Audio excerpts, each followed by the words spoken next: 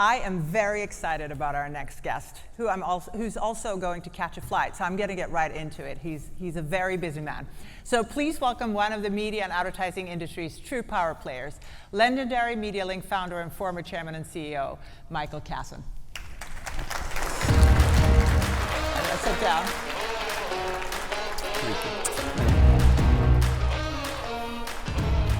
Well, we are super excited to have you here, Michael. And I just want to start by asking you a very simple question. What's been going on in your life lately?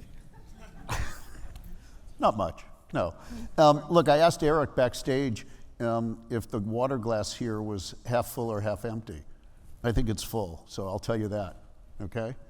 But what I will say, Anna, is kind of in line with what I said a few weeks ago in Miami, so I apologize for repeating it, but there's a famous Chinese proverb that says, may you live in interesting times.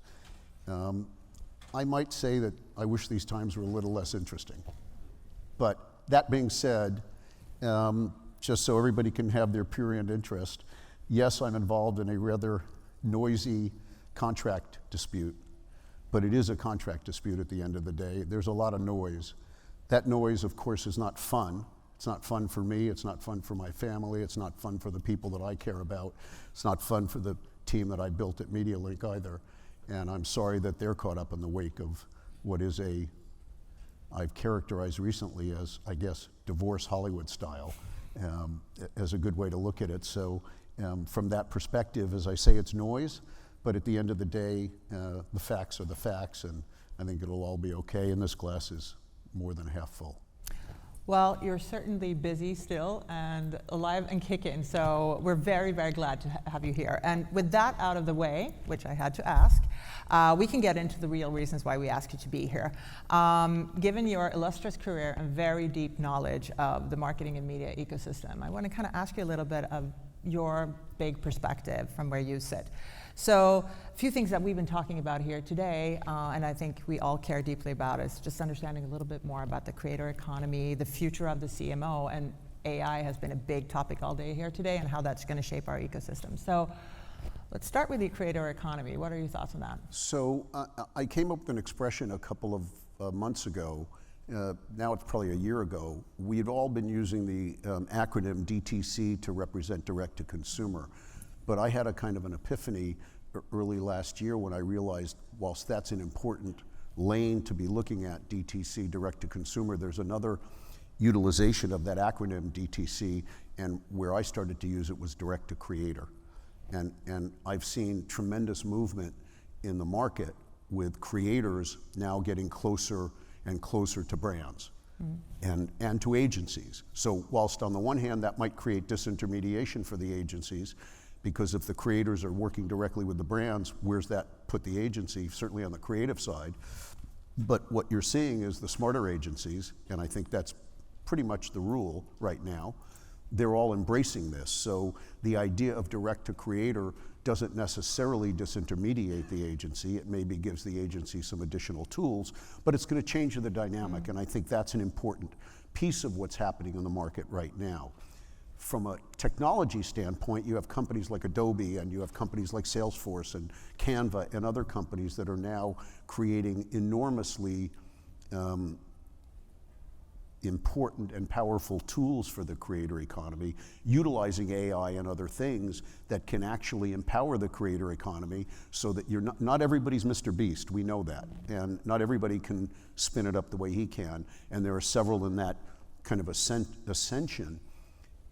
But to the regular creators who are generating real income, the ability to have the tools that are being served up now will allow them to actually do a lot more, create a lot more video, create a lot more content.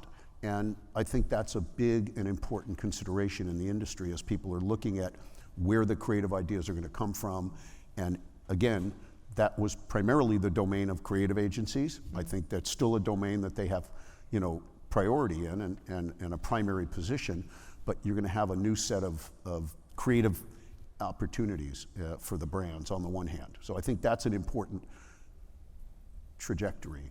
That's super interesting, and we talked about that here throughout the day when we talked about AI, how it's again an important tool, but you have to know how to use it right, and you have to use your own kind of talent as well. It's not just it's not just going to work. Press a button and it. Well, and it's also not going to put everyone out of their jobs. No. What it's going to do is, in many cases, enhance your job.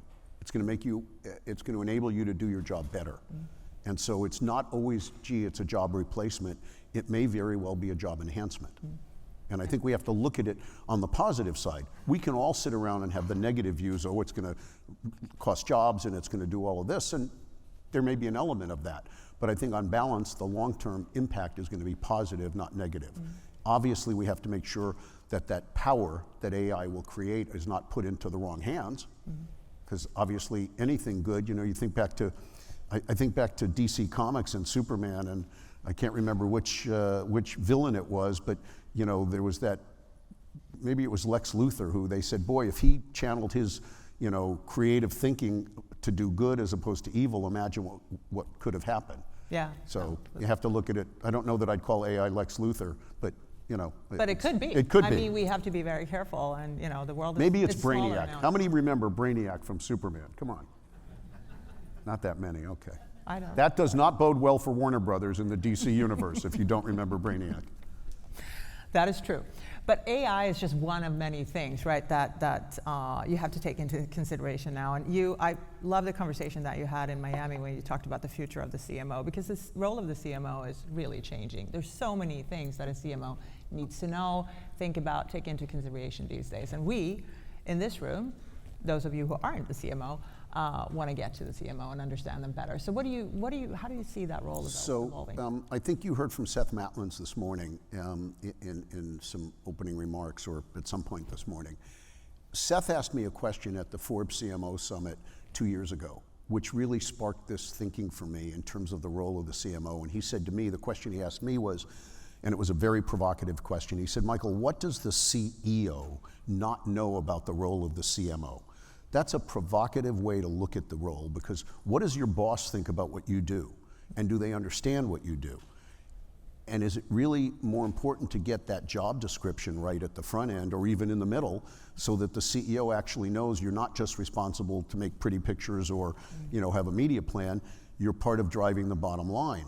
I heard from somebody today that they were in a presentation about their new business initiatives, and it was a 2-hour presentation with a private equity owner, and marketing was last on the list of a 2-hour presentation, and they got 5 minutes to talk about it, and yet it was around the future of this business and how you're going to propel the business. It reminds me, and there are those in the room who will remember this, it reminds me of running a media agency back in the 90s, not the 1890s, by the way, just to be clear. Running a media agency back in the 90s, and you'd go into a pitch and it would be media and creative. Media would be 2 hours. Creative would be 2 hours, media would be 5 minutes. That's changed. Yeah. And I think marketing has to move up that ladder. And I think it's incumbent on the CEOs to embrace the role of the CMO and give the CMO the right voice. We talked about this in boardrooms.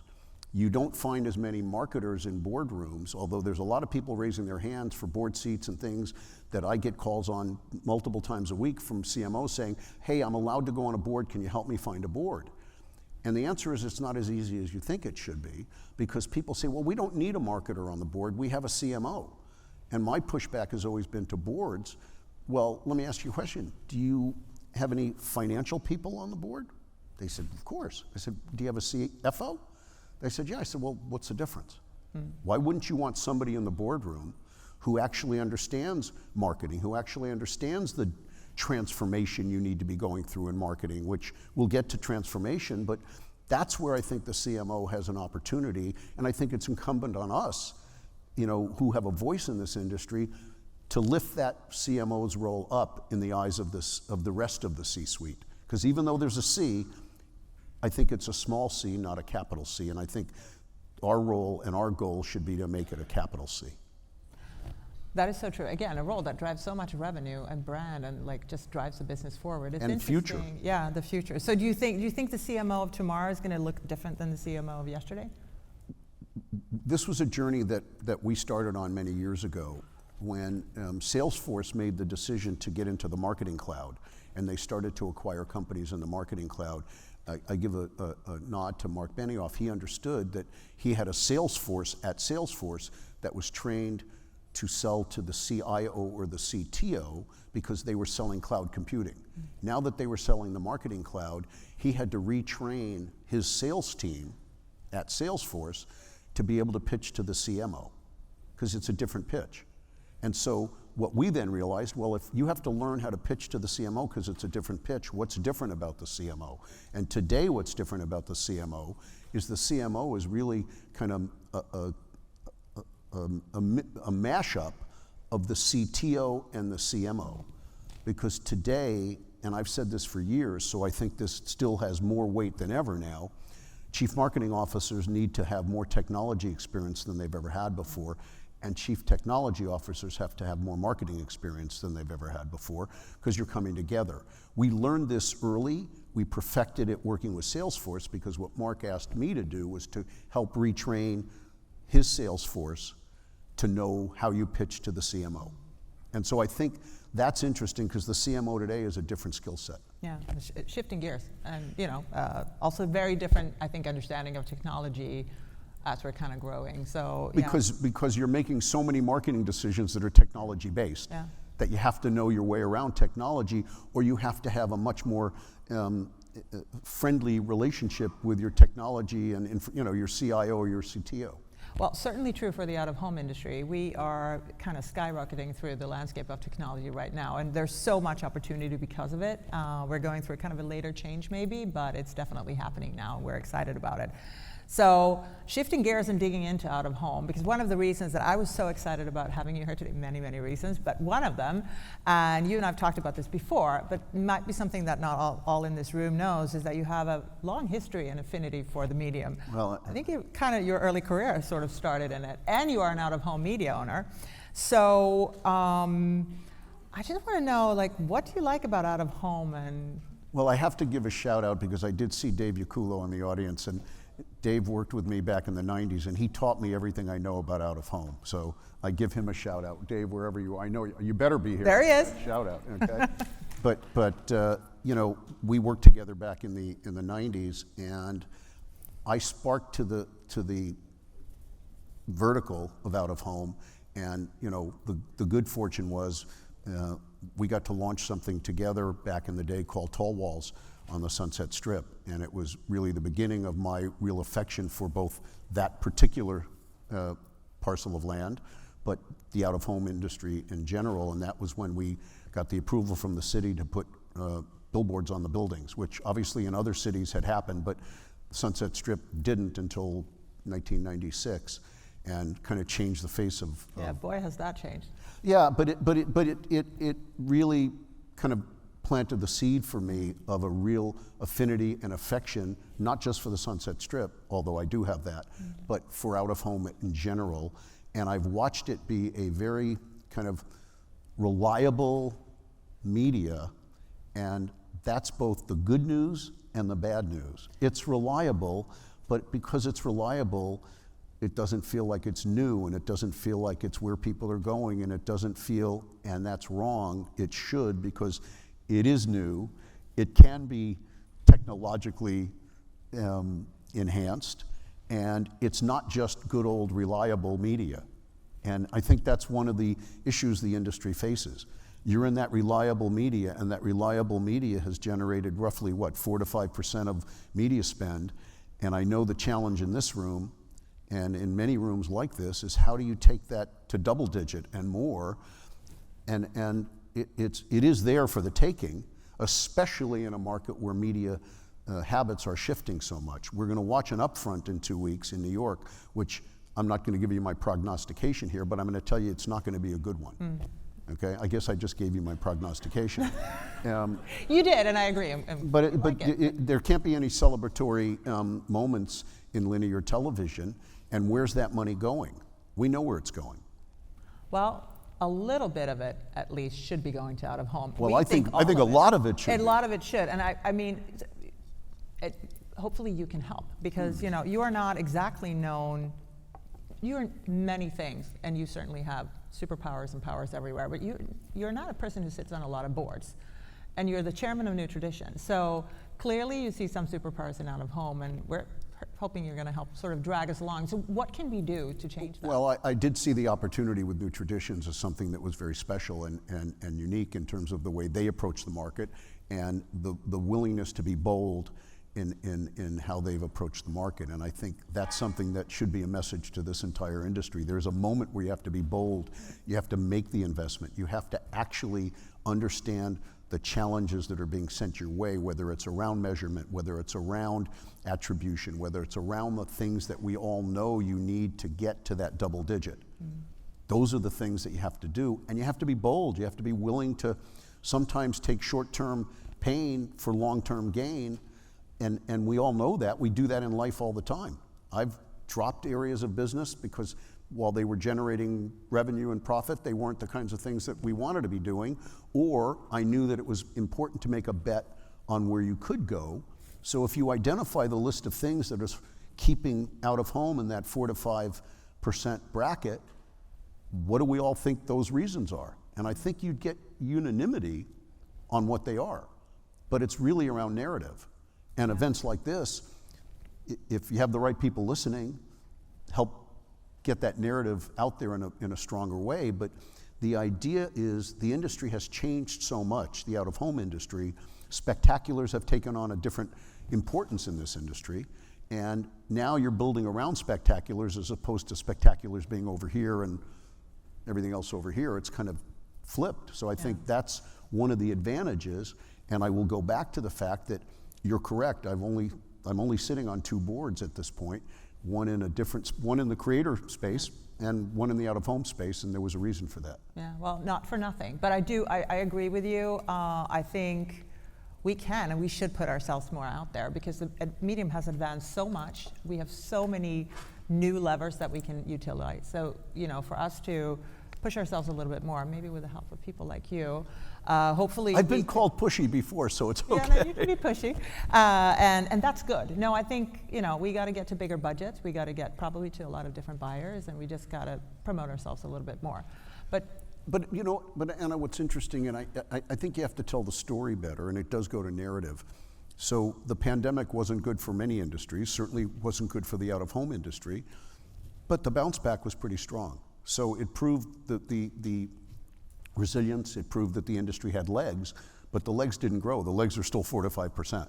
So you have to not only demonstrate resilience, which you did, you have to not only demonstrate that this medium has flashy new things going on technologically, the way you're looking at the video, all the things that are now de rigueur, but those are good stories to be telling. Look, I go all the way back to when this was in the very early aughts. There was a group that got together and tried to convince television buyers that digital video out of home, place-based or whatever, should be viewed as television. yeah, Because we were trying to say we want to get those budgets. yeah. We have to be getting into the budget conversation at a higher level. It's not all the way down the list. We got to get into that conversation with the investment leads and when I say we, I mean this industry, because being chairman of New Traditions, are I'm part in of this the industry, industry so now. I'm in the industry and happy to be. So, but the question is, when we do that, do we lead with, that type of platform, or do we lead with ourselves? And I'm thinking about, for example, retail media. That we're talking about the upfronts. People now say that's the only medium that should have an upfront because that's where all the dollars are going to go. That's also one-to-many medium. You could argue it's out of home. Should we position ourselves as retail media? How do we dive into that? CTV is, look, with Walmart and Vizio, you see the marriage of retail media and connected TV. And Roku had their upfront in New York, I think, today. Connected TV is not a place you should, not pay attention to. But they found a marriage between retail media and connected TV. Again, Walmart and Vizio is the case study for that. And I think a brilliant move. I don't have the answer here, but there must be a way that we tie in to the retail media movement, somehow linking, and I don't know what the answer is, but you're raising a good question. And I'm certain there's an answer that could be found. That's a pitch for new business, by the way, guys, in case you didn't figure Yeah, that and out. I have my own theories. I'm going to take over and just say, retail media in the end is about data for the most part. Say it again? It's about data, right? First-party data access that these guys have that no one else really has access to. That's why everyone needs to be a part of it. Two things. First of all, we can, of course, drive to retail locations because we have signage everywhere. But the ability to now use data in a very smart way and out of home, combine our efforts with these networks, could just open so many opportunities. But Anna, there are those who are doing it in this industry already, but the story needs to be told better. This is really comes down to what we all know matters in our industry. And I say our industry, I mean the larger media, advertising, marketing industry, and technology, bringing all those things together. Telling that story, it's about storytelling. And again, I hate to just go back to that each time, but we have to tell the story better as an industry to tell you why we can give you the measurement and we can give you the certainty that you desperately want, because, you know, I think we'll talk about something in a few moments, not that we have that many moments left. But I was going to say we're up on time, so how many more moments do you have, Michael? I'm here. So, so since you're here and since you have a few more moments, I am going to ask you, and we can use it for a closing question, actually. The one big thing that we need to think about, right, like as an industry, and what you want the audience to walk away with here, outside of the big storytelling. Yeah, I mean, look, I started to use these words over the last year or so, and I'm sure some in the audience have heard it and they're probably bored with it, but I started to call them my T's and C's, and I don't mean my terms and conditions. I fancied that I had a role in this industry, which I think I still have, which is to be the conversation starter in a lot of areas. And as such, I learned this from Larry David. There was a great episode on Curb Your Enthusiasm where they talked about the middler at a dinner party, the person who that you turned to at a dinner party to start the conversation. And somehow, either self-anointed or appointed, I thought that was my role in this industry. And so as a result of that, I came up with some words that would help me start the conversations that I was obligated to start. And I started to realize that they started with either the letter T or the letter C, so I started to call them the T's and C's. And the T's are trust, transparency, talent, technology, and transformation. The C's are content, commerce, culture, creativity, community, and curation.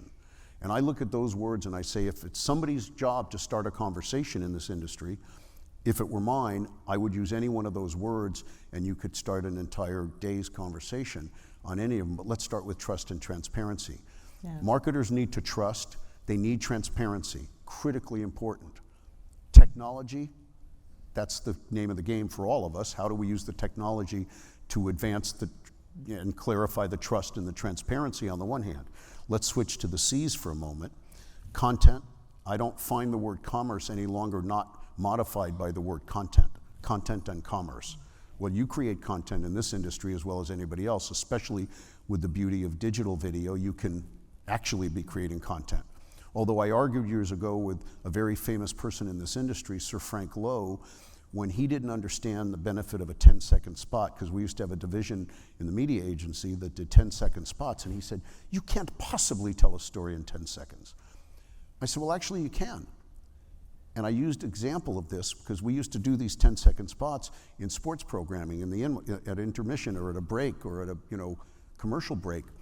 And we had a 10-second commercial for Weight Watchers. I'll never forget it. I said, Frank, I just told a story in 10 seconds. All I have to do is say Weight Watchers. Nobody's confused about what they do. Okay? Today, I guess I'd say Ozempic. I don't know what I'd say today, but probably works. Probably the same. But by the way, all you have to do is say Ozempic. Nobody's thinking, sadly, of diabetes now. They're thinking of getting skinny. So the fact is, the out-of-home industry is a great place to tell a story, especially now that it's enhanced. So content and commerce, you can actually drive commerce through out-of-home in a way you never could because you have the technology. And so I think those are the areas. If I had to take one thing away, I think the investment this industry has to make is to get the measurement right, be able to demonstrate the attribution that people are desperate to find the connective tissue for, and I think that will help this situation get you to double digits. That's what I think. For next year, I think the theme of this conference should be double digits. Love it. It's done. And I like your T's and C's a lot better than many other T's and C's. You, finally closing out, if you have a few more seconds, 2 things. First of all, what motivates you? You are so accomplished. You have, started a number of companies, and you're so well known, and you're still kind of here. And then, so what motivates you? And then secondly, on the T's and C's, in Miami you mentioned 3 C's. I don't know if you want to go a little bit into those, your own personal C's. So let me tell you what motivates me. And I'm, like many people, I'm motivated by the Lees. The Lees motivate me. Do you know the Lees? No. You don't? Well, you told me about it yesterday. But Okay. Tell the audience. The Lees are emotionally, spiritually, intellectually, competitively, financially. Those are the Lees. Those all motivate me. Thankfully, I'm not motivated by financially at the top of that list, but I am motivated by intellectually and spiritually and emotionally and competitively.